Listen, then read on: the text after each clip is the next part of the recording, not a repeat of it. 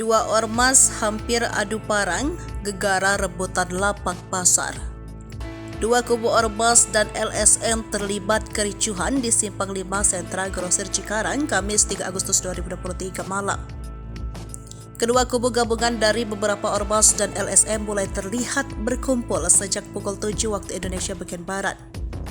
Situasi sempat memanas ketika massa dari kedua kubu semakin banyak berdatangan. Berdasarkan pantauan di lokasi, pukul 10.50 dua kelompok tersebut saling bersih tegang. Massa dari kedua kubu terlihat mulai merangsak masuk dengan membawa senjata tajam dan bambu tepat di titik pos pengamanan Simpang Pasar. Menurut informasi didapat, kericuhan diduga karena penguasaan dan pengelolaan pasar tumpah yang berada di lokasi. Beruntung bentrok berdarah antara dua ormas tersebut tidak terjadi. Sejumlah pedagang dan petugas berusaha melerai massa agar bentrok berdarah tidak terjadi. Petugas kepolisian dari jajaran Polsek Cikarang Utara, Polres Metro Bekasi dibantu Brimob DD Cikarang melerai perselisihan tersebut agar tidak meluas. Sesekali petugas melepaskan tembakan gas air mata untuk membubarkan massa dari kedua kubu ormas. Massa yang mulai beringas juga nyaris menghantam mengenai seorang jurnalis yang bertugas meliput di lapangan.